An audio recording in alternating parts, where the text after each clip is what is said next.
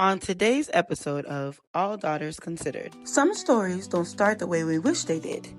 Some children are born into love, and some are born into complications. Some into silence, some into secrets.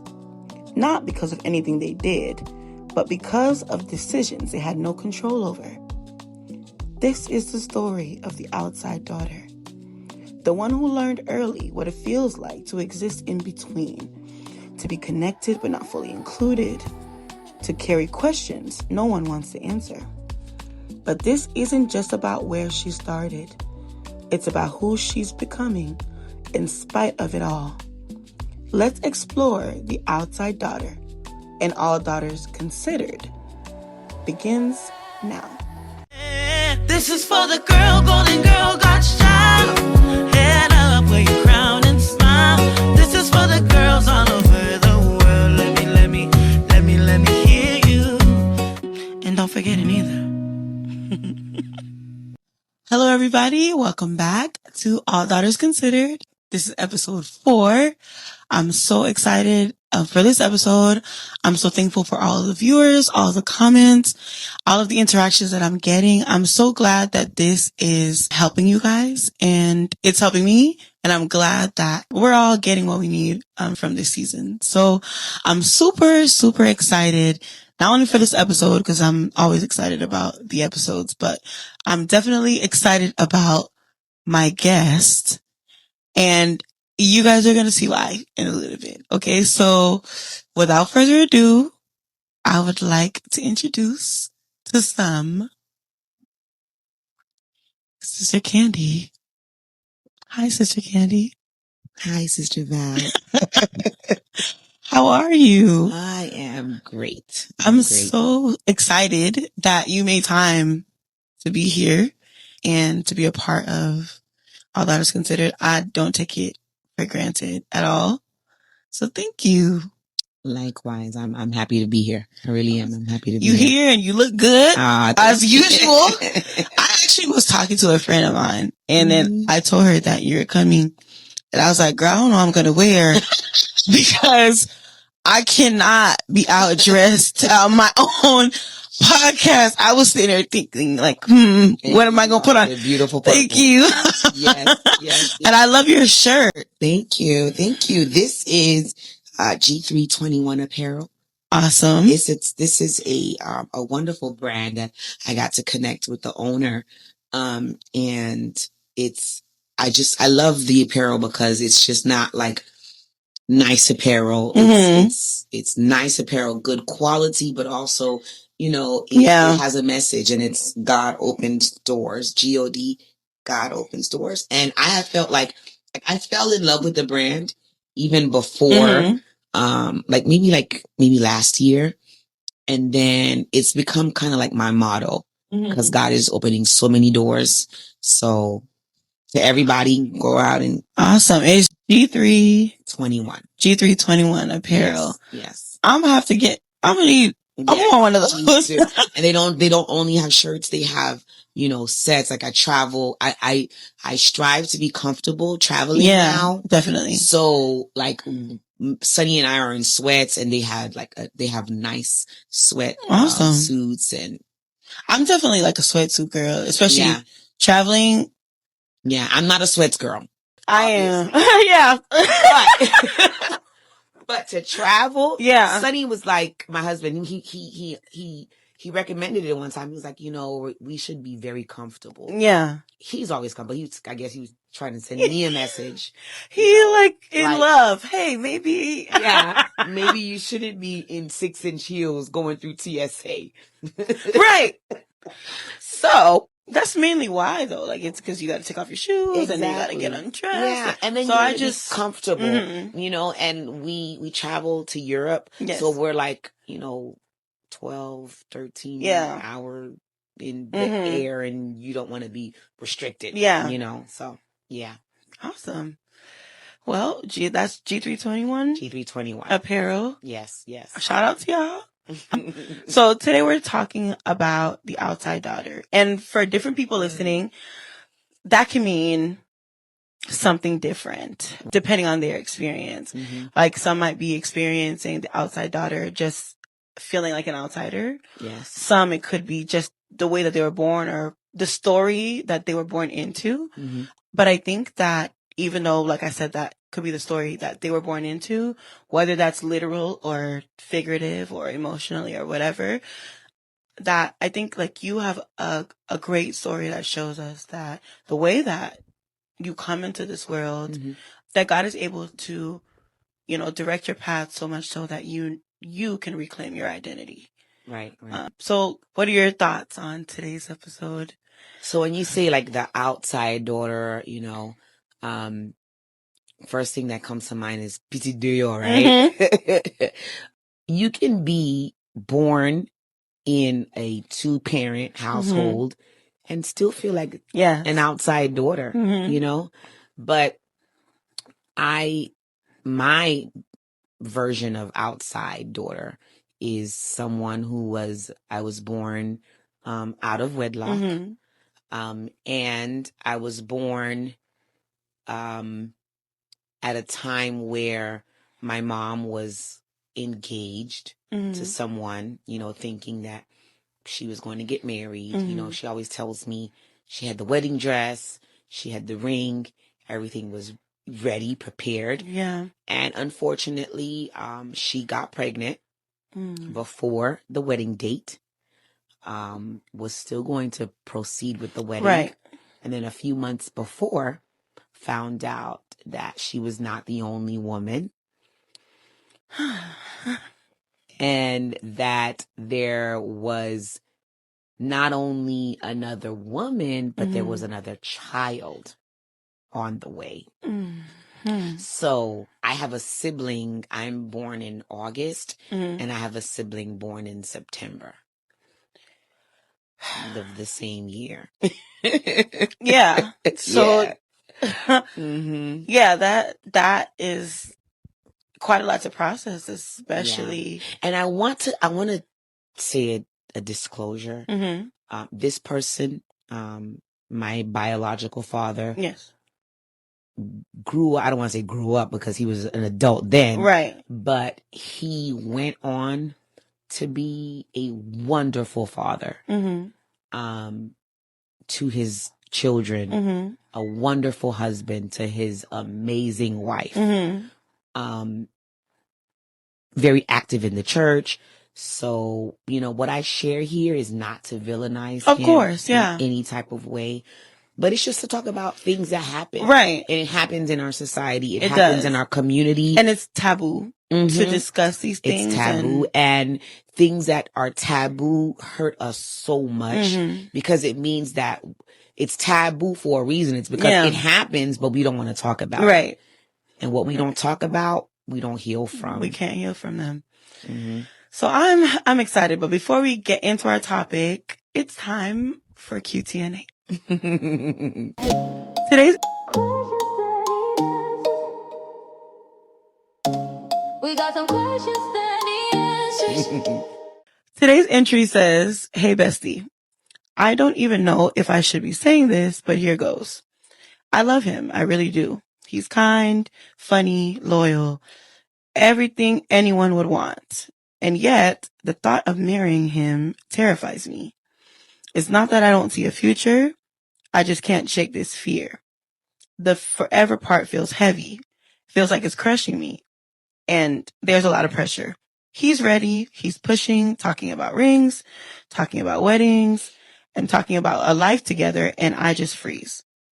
Some days I think maybe I just love the idea of him and not him. Some days I wonder if I'd regret leaving. Some days I wonder if I'd regret staying.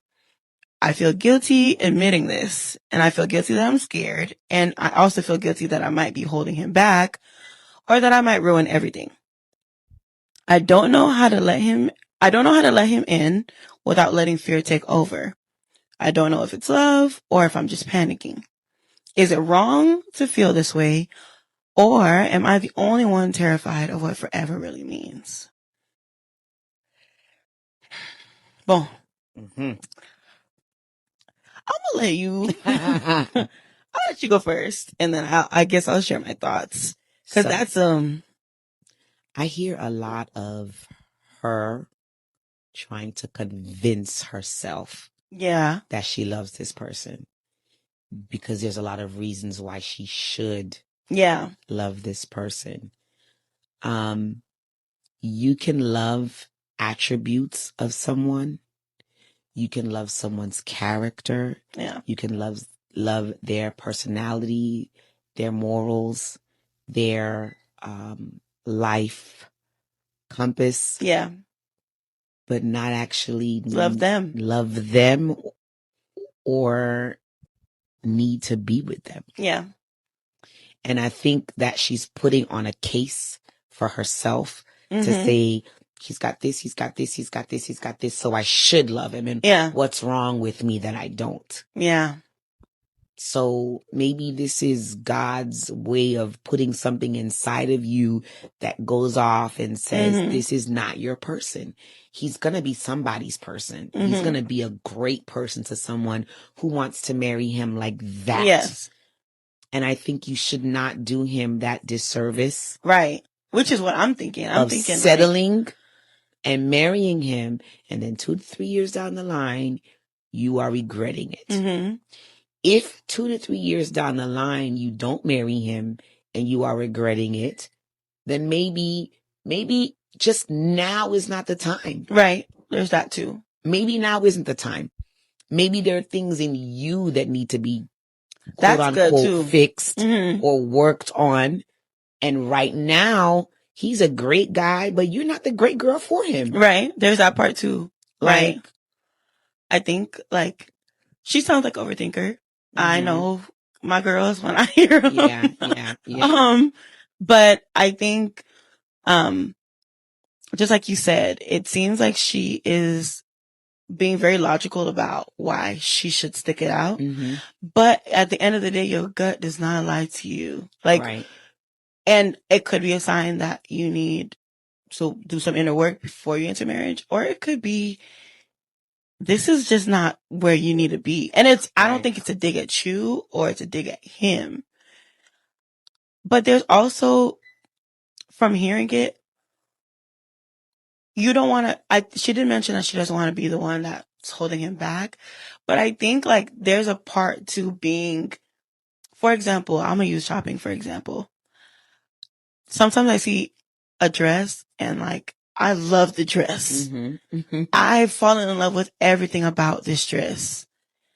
And the color, everything. I picture myself in the dress. And I go in the fitting room, I put it on, and it doesn't fit me quite right. Right. It maybe it's too big or it's too tight in one area, too loose in another area. But instead of wanting to put it back, I'm like, what if I just take it home and fix it? What if I have my mom take it in for me, or I'll go get it tailored, or, I'll add a piece to it so that it's not the dress. The dress itself it just doesn't fit me. It's still a great dress. Exactly. But it doesn't work for me. And you know what? I want to tell this young lady, how would you feel if the tables were reversed? How would you feel if some guy you were so deeply in love with had all these reservations about you, and then he married you anyway? Yeah.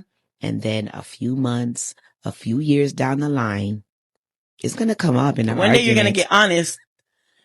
And even if you're not honest in saying, well, I didn't want you anyway, your actions are going to show it. Yeah. And then you're going to think, because marriage is a relationship like all other relationships that come with challenges. But the difference is you got to wake up every day to this person. And then maybe you have children with this person. And they look like that person. And there's no getting out of it. So you got to be really careful in not settling. Yeah. Because when you settle, you will regret, because there's going to be tough times in marriage. And I don't like saying that, because people are always like, oh, well, you guys make marriage sound so bad. No, marriage is a relationship. People that be saying that. Marriage is like a friendship. Are your friendships, perfect all the time. No. Mm-mm. You go through ups and downs. Same thing. Add a mortgage to it. Yeah. Add a car note. Mm-hmm. Add children. Kids, yeah. Yeah. Add having to see this person every single day. All right. So when we say marriage is tough, it's not that we're trying to be like, oh my God, it's dreadful, but it's tough just like when you go to a church. Yeah. And people talk about how, sometimes it's tough at church. It's because you're dealing with humans. Yeah. That's a very good perspective. Any relationship that you have with humans will be flawed. Yeah. It's just that marriage has other dynamics thrown into it that make it extra hard sometimes. Yeah. Please listen. All of my serial overthinkers, listen. The benefits of it, though, are great when you don't settle. Yeah. When you're with your person. Because you know that this is the person that I chose and I will choose in a different life. Yeah. 50 years down the line. Yeah. When we have no more teeth. This is the person that I still want to choose. Yeah. And because I didn't settle, I'm okay with, we had a bad day. Yeah. But it's not a bad marriage. Yeah. And I'm all right with that. So please don't settle because you wouldn't want him to settle with you. And if you had a daughter, you wouldn't want a guy to just say, all right, then I'll stay. I think sometimes as women, and I'm not really sure what culture this person comes from, but in our culture, as women, I think we are taught, like in our regular vernacular, we like talk about how men don't feel things or they don't feel like we do. So like, so often no won't feel malunet in the way that we're taught, like we joke about it, but there is a part of that is actually what we genuinely believe, that they don't take it for anything, like, cause they don't feel. But I find it hard to believe that somebody could take certain treatment from someone for an extended period of time and just never feel. Let me tell you, men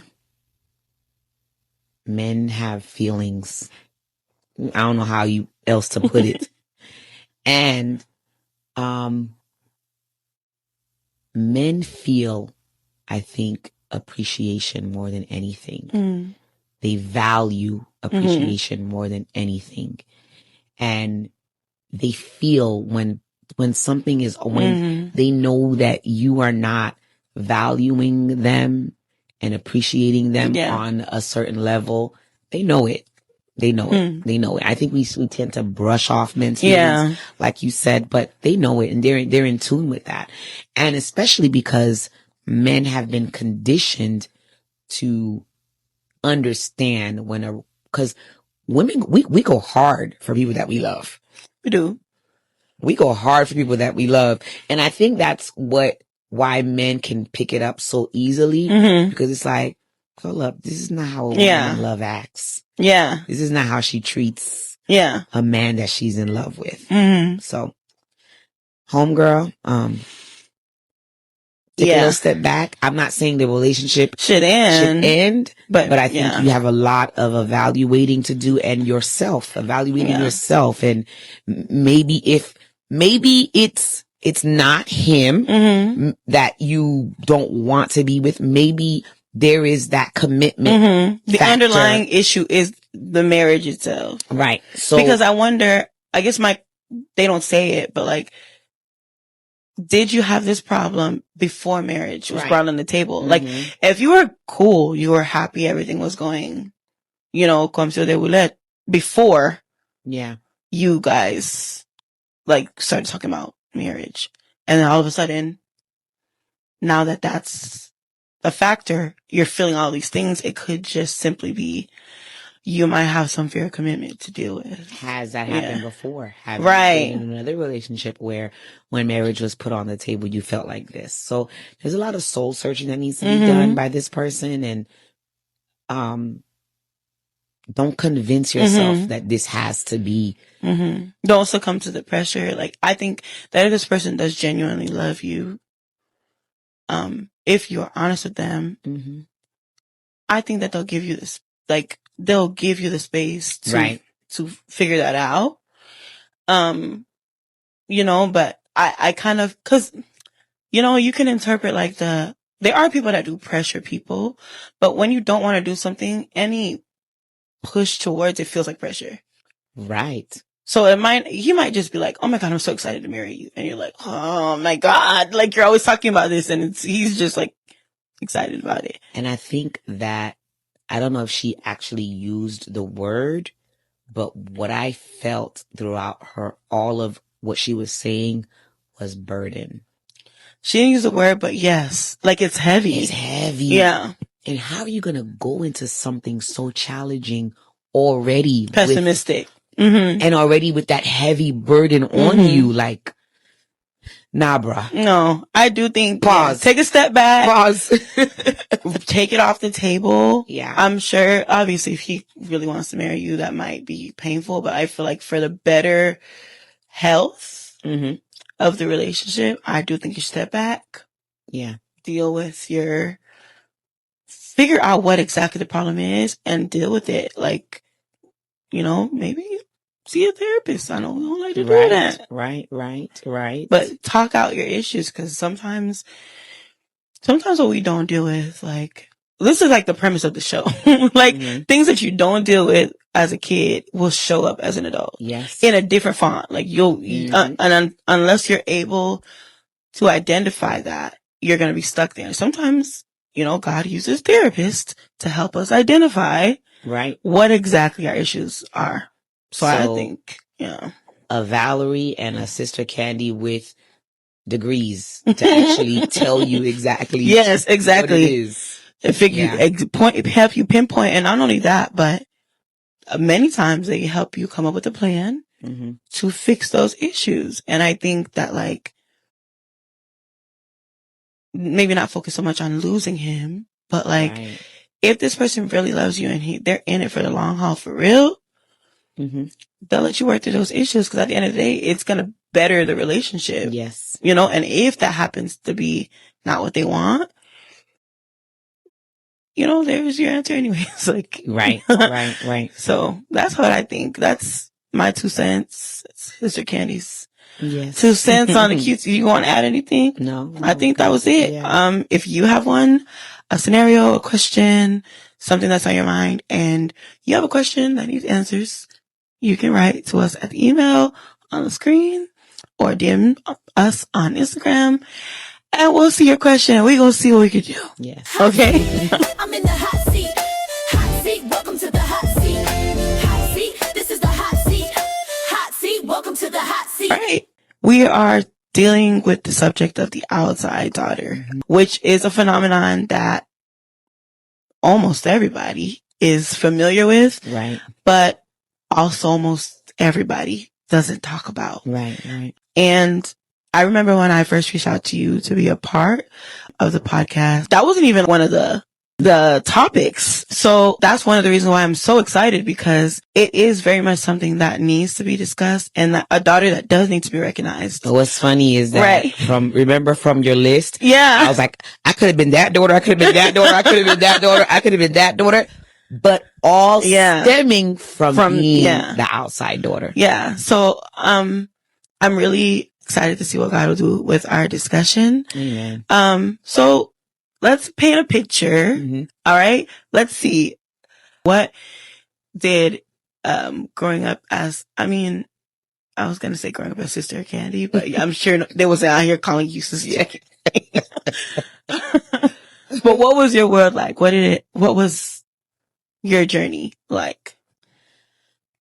I had a good childhood. I had a sheltered childhood because I was, besides being the outside child, I was the only child. So outside of being the only, that's quite a dichotomy. Outside daughter, I was the only daughter and only child of my mom. So, I think that all of that shaped, my childhood, because while I was an outsider to one parent, I was the only thing to another. That's quite a dichotomy. Right? Yeah. So I was very sheltered. I was very protected. And unfortunately, that doesn't mean that things still didn't happen while I was growing up. Mm-hmm. But my mom was like the, epitome of, you're a girl, you don't go here, you don't do this, you're not sleeping at people's house. Yeah. Which I can very much understand why now. Yeah, I get it. I used to be tripping, I ain't gonna lie, but now. Oh no, I get it. I understand, and my kids will not be going nowhere either. No. Uge kai. You're right. Buki sao baka vinula. That's what I get kabun. Uge kabun lakai. Buki sao baka vinisia. Buki sao still up for Exactly. But my friends and I always joke that like we were like the suburban, black girls. Like we were very sheltered, and then, just school. Yeah. Yeah. That was me. That was literally me all the time. But again, because I was that outside daughter, I still felt I had so much love from that one parent. And then my mom was also like, she was also an outside. When I think I didn't even really put that together. My mom was also an outside daughter. Wow. Right? And she was an outside daughter born to a teen mom. Oh. Who had the father of her child was a much older married man. Wow. A friend of the family. Wow. Right? There's so many layers to that. Like so many layers to that. So many layers to that. Who she was sent, my grandma was sent to live at these people's house. It was her godmother and her godmother's husband. And the godmother's husband violated her. Jeez. And my mom was produced. Wow. The epitome of outside child. Yeah. Outside daughter. The conditions and everything. Yes. Like. Wow. Yeah. So I am an outside daughter of an outside daughter. Wow. I think because this is such a taboo subject, when people don't hear, when there's no discussion, there's not room for speculation. And I think a lot of people feel like they understand the story or the perspective of somebody who's considered an outside child. So they kind of build a persona of what that child is, or like, how they were raised or what they were thinking or the kind of lives that they had. So when people meet you or when they find out about that part of your story, what's something that they don't understand or they misunderstand? Well, first thing is, though I was an outside child, I wasn't a secret. It wasn't like she's a hush hush baby that nobody knows about. I wasn't a secret. I was, both women knew about the other, at some point. So I wasn't a secret. I wasn't hidden. But there became a time where my mom left the state that she was living in. And so I was no longer living in the same state as my biological father. And then he went on to have other children. And so, I think that I had a very good life. I had a mom who overcompensated because of the situation. I had a mom that she was mother and father, and she made sure that I lacked for nothing, She wanted to make sure exactly that vid. But unfortunately, she couldn't fill every void, which is something that, fathers are important. Yeah. They are important. I remember I preached, a message on fathers, like I think twice, 2 years in a row. And I went and I made sure that I looked up statistics of, what happens, in a home that does not have a father, or, when daughters do not have that father-daughter relationship, or when sons don't have that father-son relationship. Fathers are important. Yeah. We live in a world that kind of makes us shrug it off. Yeah. But fathers are important. Yeah. That relationship is important. It is very important. And it's like a catalyst often for like the way that you interact with men as a woman in the world. I know that like even my perception of men, a lot of that was based on what I knew from my father, which can be good, it can be bad, or, trying to figure out maybe where certain things stem from. There are things that you will not accept from a man because your mom didn't have to accept it from your dad. Right. Most of the time. I'm going to talk about me. I never, of all the things I accepted as a young woman with men, okay, I never accepted domestic violence because, and this was not my biological dad that this happened with, but my mom was married to someone, and the marriage did turn very abusive. My mother was on the first flight to Florida. Absolutely. The first time that he lifted a hand to her. She was gone. That's fine. Because if you do it once, you do it twice.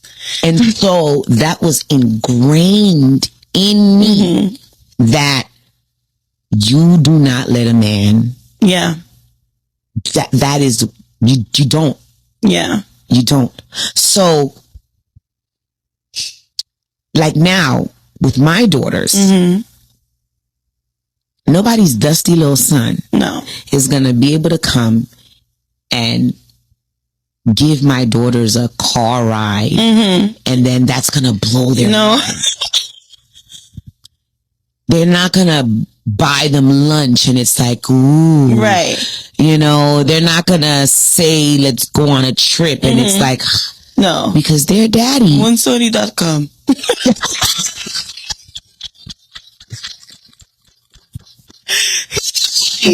Girl. He's not playing on, listen. He's not bald for no reason. I remember, last year when my daughter, the younger one, turned 11. Do you know she asked this man to go to Vegas? I'm screaming. And the fact that there's something so beautiful in the fact that she could ask that. She knew some people could. Like, they already knew. They're like, my dad's not going for that. She said she wanted to take a couple of friends to Vegas. 11 years old. What you gonna do in Vegas, first of all? Listen. I don't understand. She's trying to see what Vegas talking about. I understand. But it's not only that she felt she could ask that, it's the fact that this man sort of entertained it. Like, he was thinking of tickets, right? No, and he said no, because my name is now implicated in this. She needs me to deliver, and he's gonna deliver. That's all. She was in school. I had preached about this one time for Father's Day. She was in school. This little boy, I was at a salon, and this woman was there, and she was like, "Oh, you're Alyssa's mom," and I'm like, "Yeah." She's like, "The twins," and yeah. She goes, "Oh my God, my son is always talking about your daughter and how your daughter is such a show off," and I was like, "Oh." She was already ready for what was. So she goes, your daughter says that, her dad is a rich Haitian artist. Okay. Okay. So the thing is that believe her daddy so much that la fait moun pou papa. La fait moun pou papa. And I love that for them. Yes. I love that for my daughters. You know, when I was growing up, I thought I'd be jealous of that. I thought that I was in a place of such hurt, like personally, for being the outside daughter. Because I'm not the only outside daughter. But I felt like I was the only outside daughter that didn't matter to this person. You know, I was the only outside. I'm not the only outside child. Basically for this person, but I felt like I was the only outside child that didn't matter. You know, and that does something to you. It does. It opens the door for so much. So much, because you feel like you're not enough. And then if you're not enough, that means there's something wrong with you and you have to do something to be enough. Now you got to perform, or like you have to earn it, or like you are now searching for, okay, what can I do to qualify? And that can be a really dangerous place. It spills into everything, every aspect, relationships, ministry. I mean, everything, like everything. It seeps into every aspect of your life. So I feel like growing up individually is already kind of a complicated thing. Getting to know yourself, you're understanding your body, biologically, mentally, things are changing. And then that added factor of just this piece that you can't quite explain or understand. How do you feel like that shaped you? Piggybacking off of what we just said. Yes. It made me a people pleaser. In everything, I wanted to please everyone. I was the only child. So, I mean, I was 5 years old saying I wanted to be a lawyer. Not because I think I really wanted to be a lawyer, but because that would make your mom proud. That would make my mom proud. It would make sure that I had a lot of money. I would be able to take care of us. You know, and I think, you know, I grew up still wanting to be that lawyer. Now just to dress nicely and be in court. I wanted to be like the Black Ally McNeil.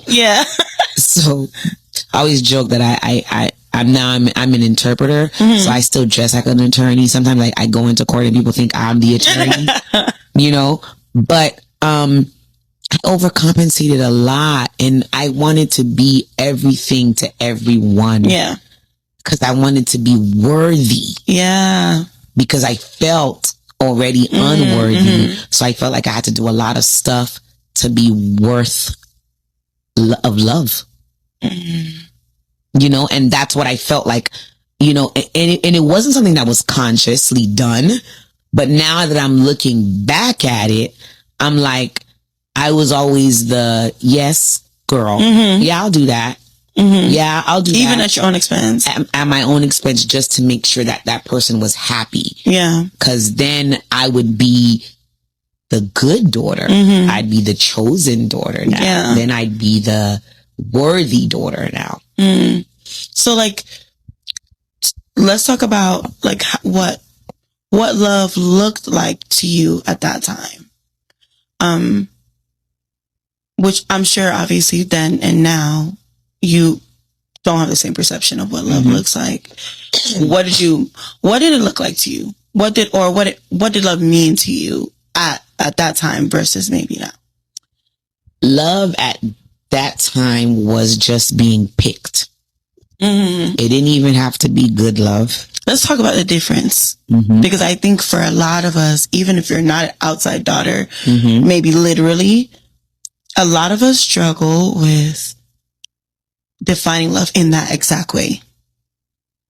So there is a difference between being picked and someone intentionally wanting you.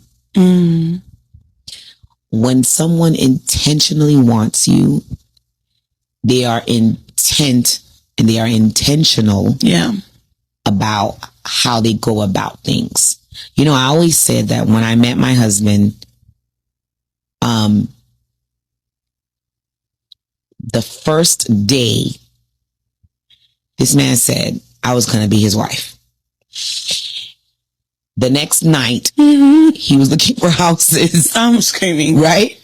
And so y'all just went on a date or something, and he was like... It wasn't even a real date. I went and I laid some vocals on some tracks of Ado Asher and Luange CDs that he had. And then he said, let's go out to eat. And I was like, all right. So we went to a buffet, right? Jumbo buffet that was on 135th Street. Remember? I think I've seen it. It was on 135th Street and Biscayne. Okay. Like 134, 133 and Biscayne. It's no longer there. COVID went away with it. Sadly. But yeah. But like to me, that was like, weirdo. Right? What are you doing? Like, what? But you know what? I'm not saying it has to be that fast. It does not have to be that fast, ladies. It doesn't have to work like that. What I'm saying is that he was intentional. He was very intentional. He knew what he wanted. He knew that he wanted it with me. And he knew that I was a person that he wanted to go forward with, right? As opposed to someone, you're there and they're picking you. And some people even know how to play on your weaknesses. Your points of what is the word I'm looking for? Sensitivity your vulnerability. Right? Because most men can pick out and see the girl that is like in need of that. You know? And even if people don't have that bad intention, when you're that person, when you are that person, it's kind of like you draw things out of people because you're missing something in you. So you're subconsciously searching for that thing. Exactly. Yeah. Exactly. And so I always say that I thank God that I met Sonny when I met Sonny, and it was like, then the cycle stopped. And then it was like, you know, things that you thought that like were weird. And you're like, what is this person doing? And it's like, oh, this is what a healthy relationship looks like. You know, this is not when someone is dependent on someone, you know, only looking for things just to validate them, but someone who's actually willing to be there for you and work through things, you know, with you. So, So, and it also helped me figure out what I didn't want in a man, what I didn't want in a father figure. And it made me choose a husband based on what I wanted from my daughter to have. You know, it made me choose a man that if I have kids with this man, I'm going to be so proud that this is the father of my children. And I can say that I am so proud that this man is the father of my children. Like, I think that not growing up with a dad can do two things. It can make you choose the wrong type of dad figure for your kids, or it can make you so intent on not repeating the same thing that you... Like, after I went through all of those bad experiences, and I was like, you know what? Like, I had enough sense to know that I cannot marry or have children with any of these people, because this is not who I would want as a father of my children. I think I saw that in my dad. He didn't grow up with his father. And that's one thing I'll say every single Father's Day, and I probably will forever. Like, you had two choices. You could have been your dad, or, you know, did what my dad did and chose to learn from the pain of that experience. Yes. And became the father that he would have wanted to have. You know, when people say hurt people, I know it's true. Right. In a certain perspective. But I think that we got to take accountability. Yeah. And if something hurt you so bad, why would you want to perpetuate that on somebody else? Put on somebody else. Like, you know, and I'm so proud that Sonny and your dad took the other route. Yeah. You know, they took that other route. They did not repeat what they saw. Yeah. They wanted to be the complete opposite. Yeah. And praise God for that. Thank God. Definitely. No, because I think that for women like yourself and you know, other people who are, you know, navigating,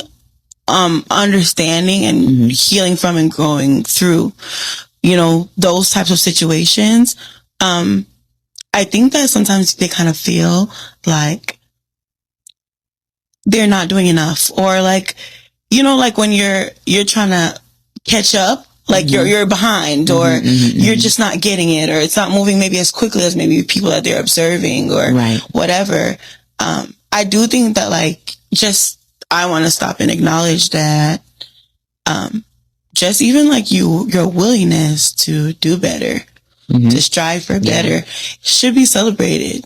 Like it's not easy. It's not easy at all. But like the fact that you're even aware that I can do better. I don't have to do this just because everybody else did is definitely commendable. And you mentioned that like throughout your experiences, you were able to like kind of grow and learn to understand that what you were currently experiencing is not where you wanted to go. That's not what you wanted to perpetuate. So what are some things that you realized along the way that version of you needed that you weren't getting? Like, how were you able to identify, maybe through a situation or whatever, what you didn't have, what you weren't getting, that you felt like you needed? Okay. I'm going to bring it back to ministry, right? I feel like growing up with the sentiments that I did, feeling the way that I did, it shaped me into the person that I became, that wanting to please everyone and everything. And I think we were talking about this before we actually, how, you know, Elijah needed rest. Yes. So because I was such a people pleaser, I would say yes to everything.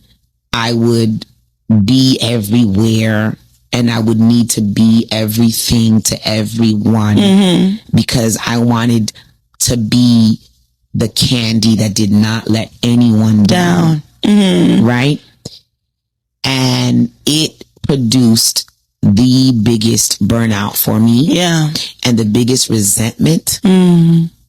Because when I felt like I would go places and I'm tired and I don't get the appreciation that I feel that I need. Yeah. And then I don't feel like the people love me, and I don't feel like it. I stopped ministering for a good while. Like, people did not see me at all. I just stopped, you know, and I would minister only at my home church. And that was for years. I was like, I don't want to be on nobody else's pulpit. I don't want to go to anybody else's church, because it then became a thing of validation for me. Yeah. Because I was like, God, what am I doing this for? Am I doing this for you? For the applause of man, or am I doing it to get on the stage and have people applaud, and, you know, they love Sister Candy, and now I'm doing this just to get that love from them, to get love from an audience. Yeah. Like, and then I feel like because I didn't get love from one, I needed all of these things. Love from all the crowd, all the people online, all the people in the church. all the people looking at me. I needed that just to replace the one love I didn't get. And then it was like, all right, God, now it's skewed. What I'm supposed to be doing, you're not hitting the mark. I'm failing, and I'm failing miserably. And so I just drew back, and I was like, I can't do this anymore. I don't want to do this anymore. And I didn't do it for a really long time. And then a friend of mine was like, hey, why are you like not at other churches anymore? And I was like, I don't do that anymore. And like, what do you mean you don't do that anymore? And I was like, I don't do it anymore. I get called and I say no. And so when you say no enough times, then people stop calling. And that's what had happened. I didn't want to do it anymore. I did not. I was so done with ministry because I felt like this could be something else. This could, like ministry was another man, right? And another man that could turn me down. Another man that can reject me. Another man that could say, you're not that good. Or that could confirm like whatever I was feeling or whatever fear I had about how I was perceived.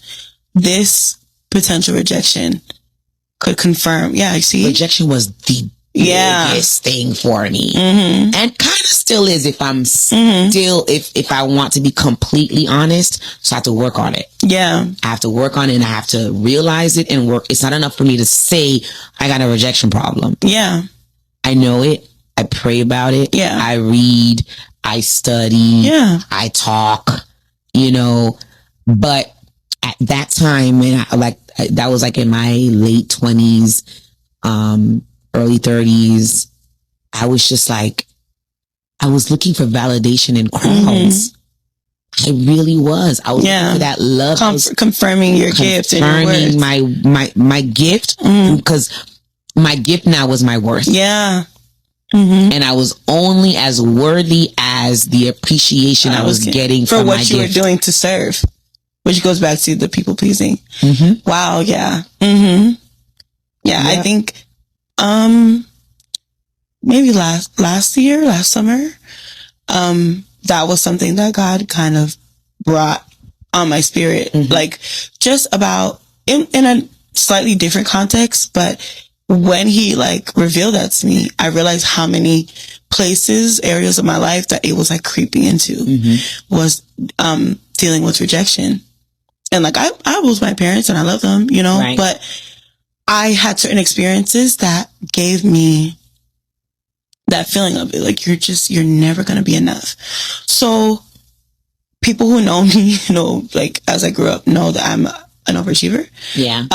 And I did as many things as I could do. I joined as many clubs as I could join. I got as high grade as I could get. And I did a million things, even if I slept like 1 hour of the 24 hours. And I didn't realize all this time that my foot is on the gas and I'm going and going and going because I was trying to prove to myself that, I was not like whatever feelings of rejection I was having were wrong. I was trying to prove that wrong, instead of dealing with the root of it. So it's really tough, but it's beautiful. Like when it's a blessing, and I think maybe we're all conditioned to like perceive blessings as good things and things that you gain and that make you happy. But I think, for me anyways, there was a blessing in revealing that, because now when I go through certain feelings or certain patterns or certain things happen to me, I'm able to identify the voice of certain things. The biggest thing I learned out of all of this,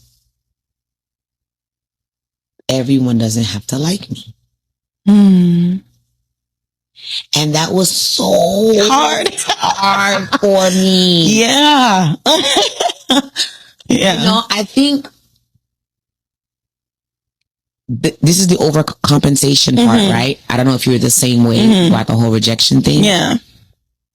I am like outwardly cocky, right? outwardly, yeah, I'm that girl. But inside, right, So like people would like look at me and think, oh, she thinks she's all that. And if you catch me on a bad day, I'm gonna say, yeah, I am. But you know, on my on my not where Jesus wants me to be days. I'm all that. And what about it? You know, I do too much. No, you don't do enough. You're right. You know, but I think that's just, again, the overcompensation. Because the real candy inside is like, oh no, don't look at me, please. Yes. Please. Like, and I think we've talked about this before, right? Or people ask me to host things. I'm not a host. I will get on your shit and I will dirige till the sun comes down. That's me. But si c'est pas un chef, si c'est pas un service, I'm not a host. Because like I feel like I'm my gift. And I know that's a sort of a I understand. Like, like that's just me. Like I'm not I'm very timid. I'm very shy. You know, and people often like, believe that, especially like when they see you ministering or see your element. They're like, there's no way. But I will hide. I see people coming. I'm very, and I'm awkward, right? I'm socially awkward. Yeah, me too. Sometimes they'll see you sit like I don't know if you get this, but like they'll see you sitting in the front of an event and assume like, oh, it's because people know you. No, I can't see anybody in the front. I don't see anyone. And then like usually I can leave after everyone's gone. Or I will sit all the way in the back because then I can leave before everybody's there. Like, with the whole social media age, I had to force myself, really force myself to get out of that. You see how long it took me to the YouTube page? Like, there were YouTube people have been making content with your stuff for the longest. No lie. There was a sister that sent me a video that has like maybe like 900 and something thousand views or 600 and something thousand views. And I was like, huh? Right. I don't post stuff that have views right now, you know, but they've had, and it's been out there for like years, but not me because I don't know. It's that fear of putting yourself out there and for getting rejected. See, everything circles back. So, wow, that was like, that's that whole feeling seen thing. And in processing, how do you feel like your experience as a daughter has shaped the way that you love on others? How you show love, how you give love. How do you feel like that? It's given me a lot of grace. It's given me an ability to show other people grace. And it's allowed me to understand that people are their experiences. People become a product of what they've experienced.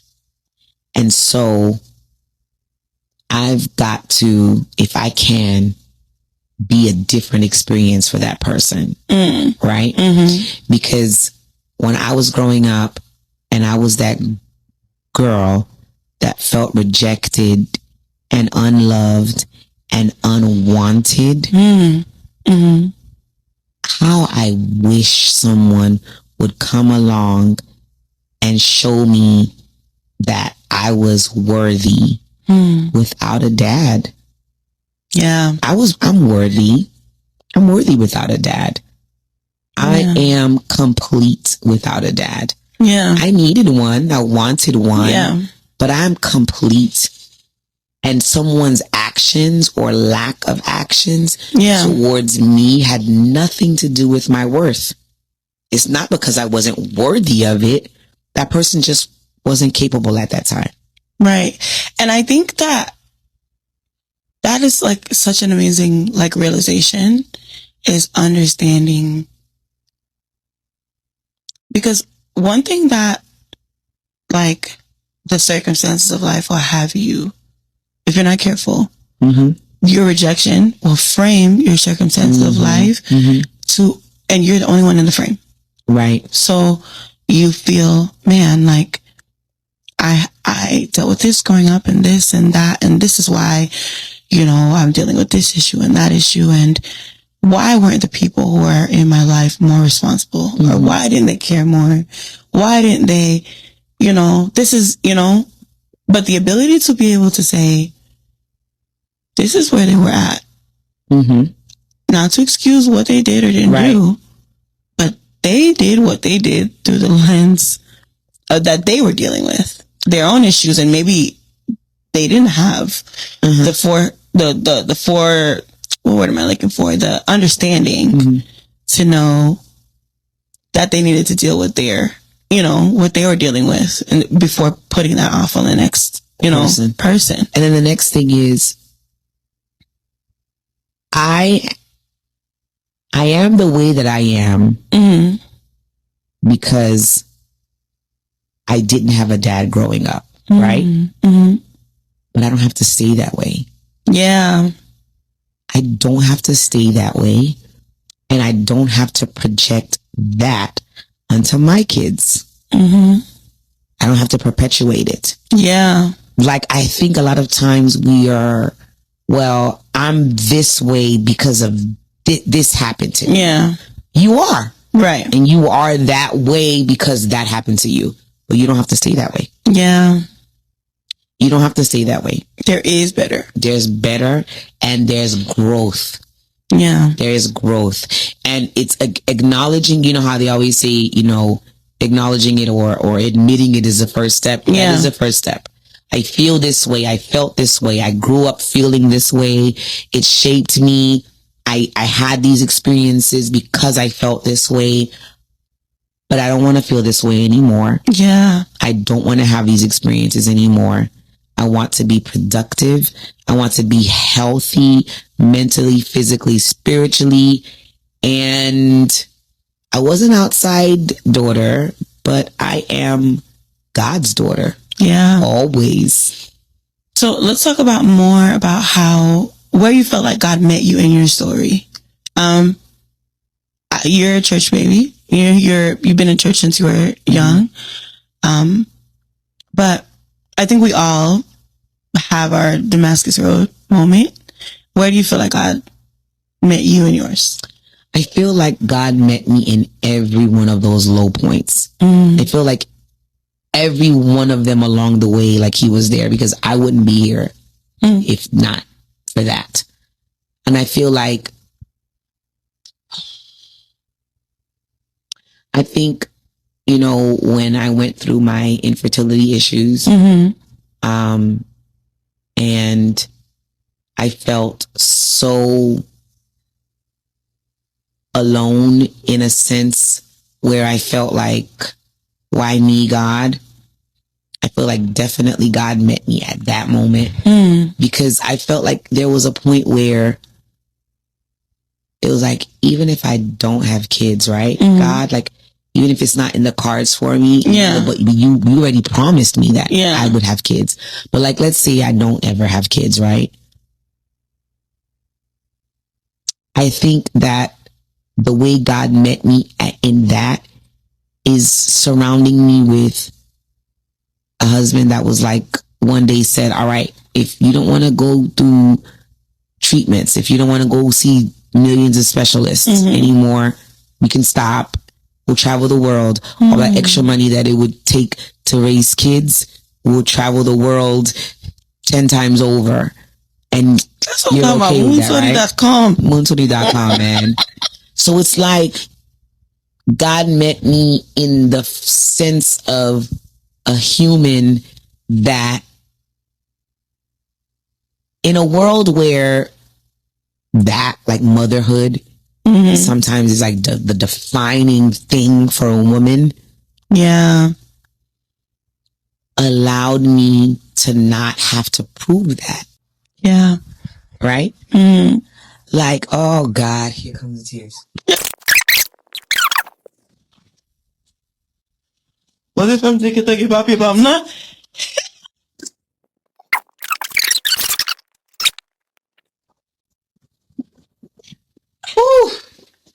Maybe we should keep this in.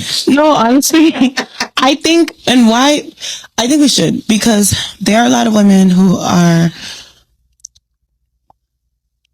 facing rejection because of something like that, right? Like, maybe they battled it in different ways in their whole life, and like they're dealing with something like PCOS. These reports didn't make me cry. Did you hear that, James reports? He didn't make me cry. But Valerie Dantus made me cry. So there are a lot of women, like I suffer from PCOS, and the big looming monster in the back of every woman who suffers PCOS is me, who imagine myself with all these 50 million kids. Right. What if I don't get that? And I've like heard stories of, you know, different women in my life, in my church, or that have been believing God for a child, or, you know, were at one point believing God for a child. And we all are aware of that big monster of, you're somehow a failure or less of a woman. Right. Because of this thing that's out of your control. And I think that's the worst part. There's nothing that I can do. So it circled back for me, like, okay, so the first man in my life didn't want me. Yeah. Right? That's the way I felt as a child growing up. The first man in my life didn't want me. And now I'm with a man who is telling me, even with what society says a woman should be, even if you don't give me that, I'm okay. Yeah. And God, I believe God shows his love. God shows who he is in people. Yeah. And I was able to see God is the ultimate father. Yeah. I was able to see the love of a father in my husband, because in that moment, he let me know I was worthy. I was worthy without kids. I was worthy with... So you didn't have to do... nothing.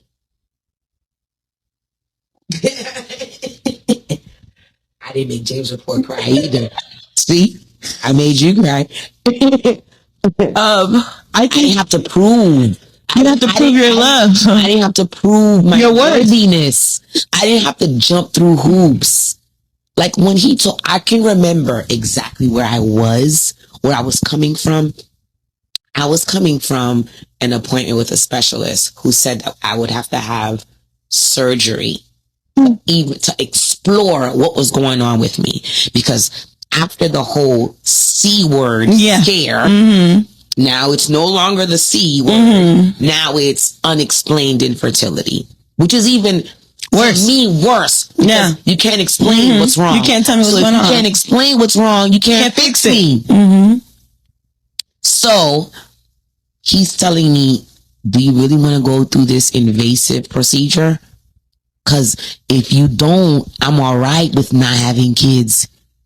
I remember I was on 215th Street in Miami Gardens. Because I to me, that was the biggest expression of love that I had ever gotten from a man.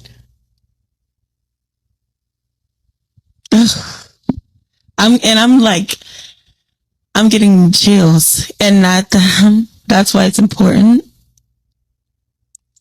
Because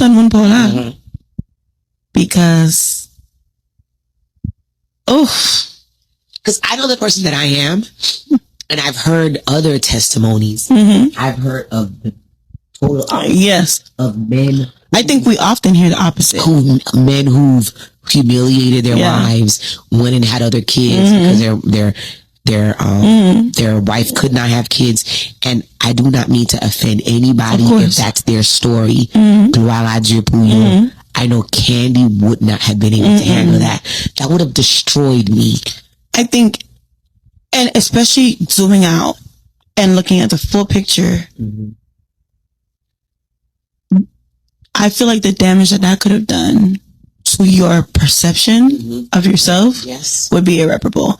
It might, maybe not irreparable because God can fix anything. Right. But where you would be coming from, it's for him to fix it would be a totally different. How's my makeup? Because you got me. Did the L'Oreal No, it's infallible. Yeah, okay. It's still infallible. But wow, oh my goodness. And I will go ahead and say that I've already had immense respect for your husband, but this, I don't know, man. That is beautiful. And to know how much Sonny loves kids, even before we had, even before we got married, the way that I see kids are so drawn to him. Anywhere that he is, kids run up to him. Oh, sorry. Yeah. Anywhere that he is drawn to kids. Kids are drawn to him. So to know, it wasn't like kids wasn't important to him. It's not that they weren't important to him. You were still more important. I was worthy without giving him kids. Without the peace that everybody said you needed. Oh my goodness. So it's like going from being a baby, being a kid, and I could never have proven my worth to my father. I shouldn't have had to. There's nothing I could have done to do it. But I felt like I didn't do something. I wasn't enough of something. Before you got a chance to do something, you did something wrong. Yeah. And then now I got someone who's telling me, you're enough. I chose you because I wanted you. And I was intentional about that. And that's enough. Wow. I think that's so, I didn't know how to answer that question when you asked about when did God meet me. I think that's when God met me. I think that's when God showed up for me in another human being. Wow. Yeah. Wow. So now, after that experience, what does belonging mean to you? Belonging means that I can be myself and that's enough. Right? I don't have to perform. Yeah. Which goes back to the whole ministry thing. Yeah. I don't have to perform. I don't have to outdo anyone. I don't have to out-sing anyone. I don't have to out-worship anybody. I belong to God. I always belong to God, right? I always belong to God. But the first man relationship that I had made me doubt that footing. Made me doubt that space, right? Which is why we go back to the fact that dads are important. They matter. Dads matter. Get shirts that say dads matter. Yes. Please, dads matter. Right? But I didn't have one. And God showed up. It's like he showed up double time for me. I told you I'm a G, but it's just so I've been sitting here concentrating my body. Makeup Forever don't do the same thing that L'Oreal.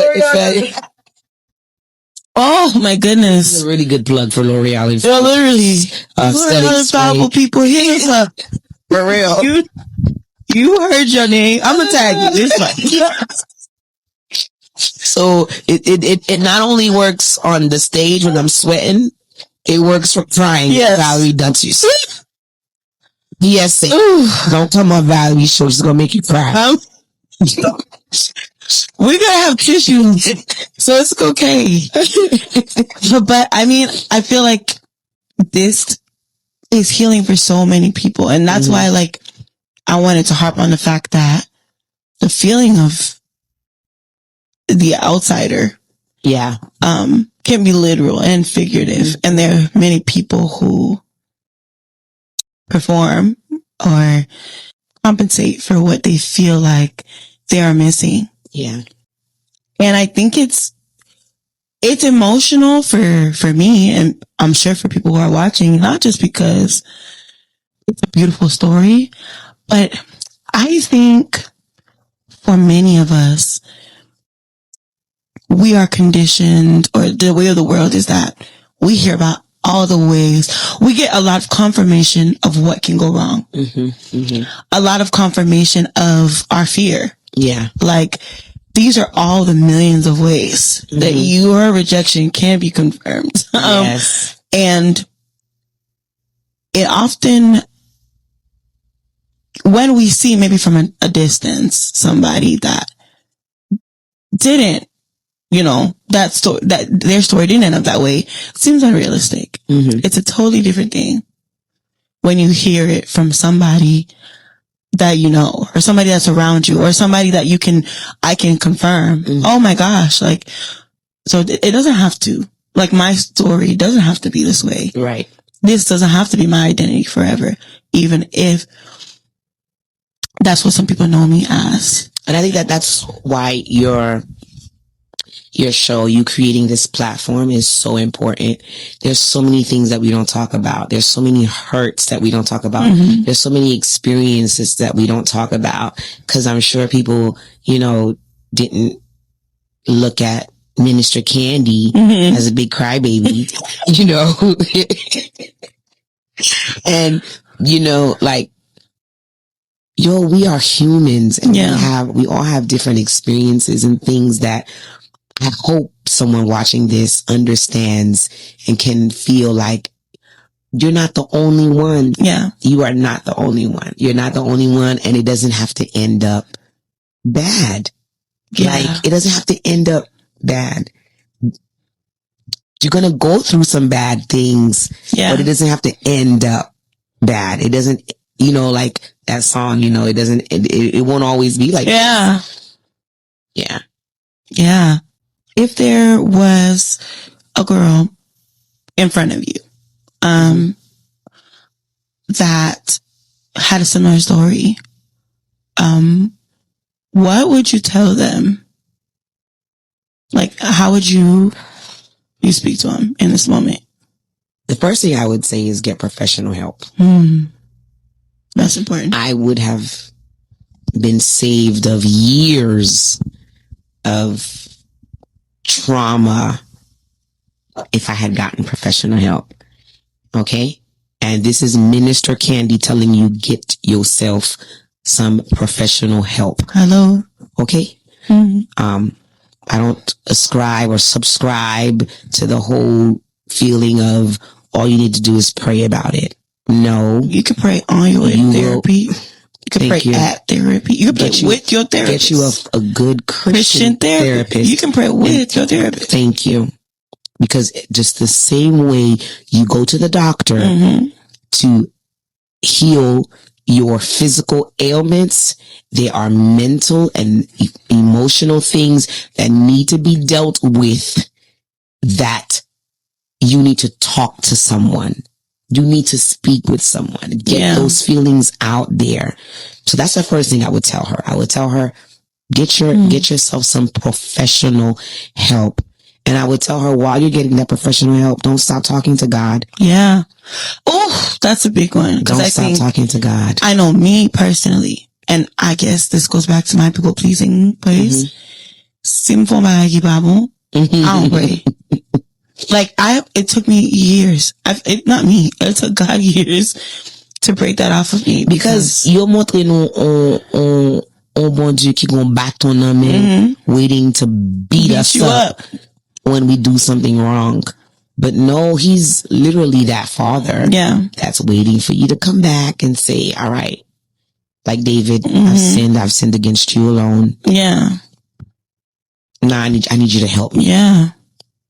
Oh, I guess this is what my final question is. What truth, do you hold on to now, that you didn't have before? I'm worthy.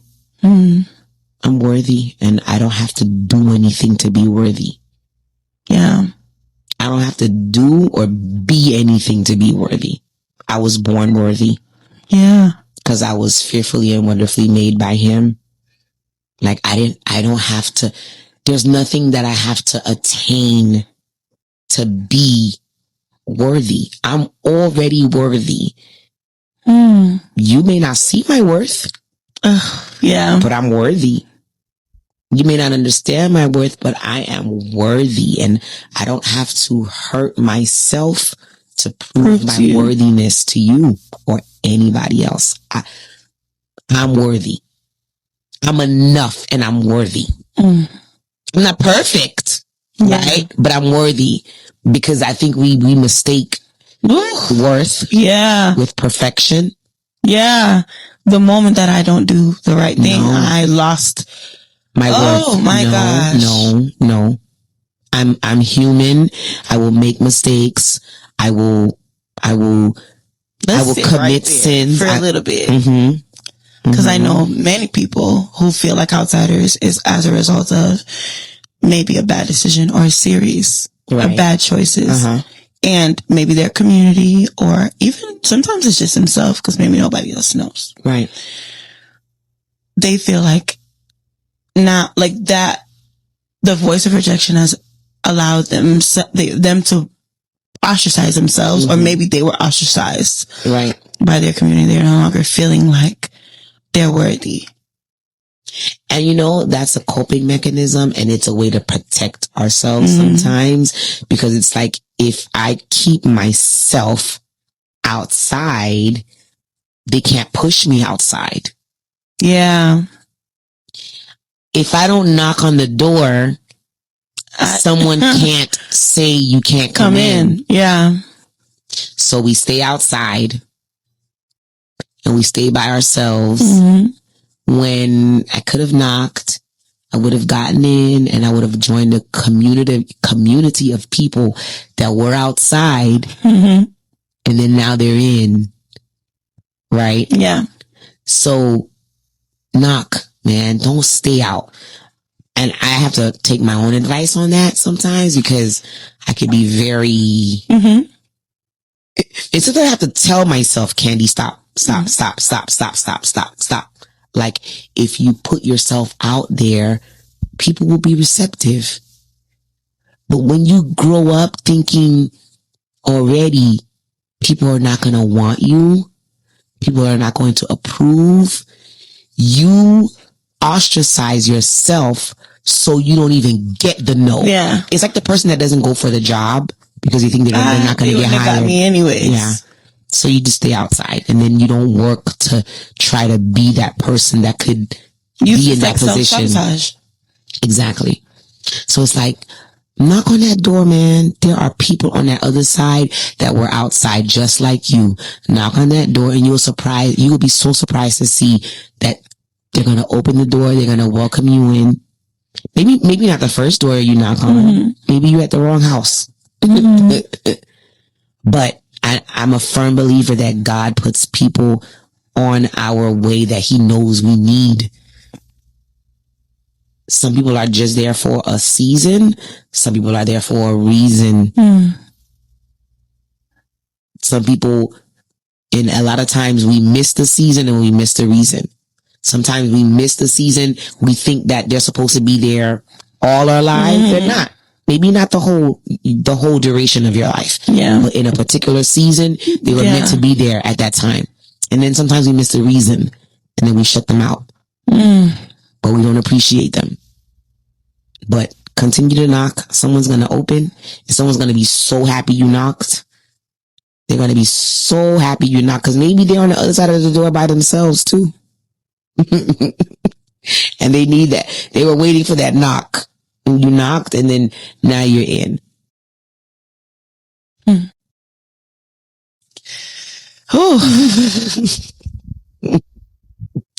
So to end every episode, I like to leave everybody with the word of the day based off of where I feel like we're led in the episode. And I think that you kind of gave it to us today. It's I'm worthy. Yes. It's a simple phrase, but it hits. And you know what? I'm worthy is not really for other people, right? Because I think that we can stand on tables and on the mountaintop and scream, I'm worthy, right? So that you can prove to somebody. Yeah. It's not really about that other person. It's about you. It's about you. Like, I'm worthy. Yeah. I don't have to try so hard. And I don't have to stay up at night wondering, I'm worthy. I can go to sleep peacefully because I'm not thinking at 2 or 3 o'clock in the morning why this person doesn't like me. What did I do? What didn't I do? I'm not telling you not to work on your relationships, your personal relationships with people. But what I'm saying is that sometimes you know that you didn't do anything, but you still are going to rack your brain about, okay, maybe I missed something. Let me replay this again. I'm going to fine tooth comb through this whole conversation. Let me reread this again. Maybe maybe they perceived this to me and this, and it's all from trying to prove, you know? Oh, this was so good. Thank you so much for coming. I love you. I love you too, man. And I listen. Where do I sign up to become part of Team Munsori? Are these shirts? Listen, I'm sure you got. I'm sure one of your posts under it has Munsori. There you go. You are Munsori. Oh my goodness! Thank you so much. I am so like, even if it's just one girl that hears this, I'm glad. Thank you. And I know there's so many pieces of this that I will be crying about later. Thank you. I don't think I've ever delved so deep down into this like this. So thank you. Thank you for giving me that space. Thank you. So this is All Daughters Considered. And all the information of where you can follow Sister Candy will be in the description below. But I'll see you guys next week. Bye. Bye. Oh, child.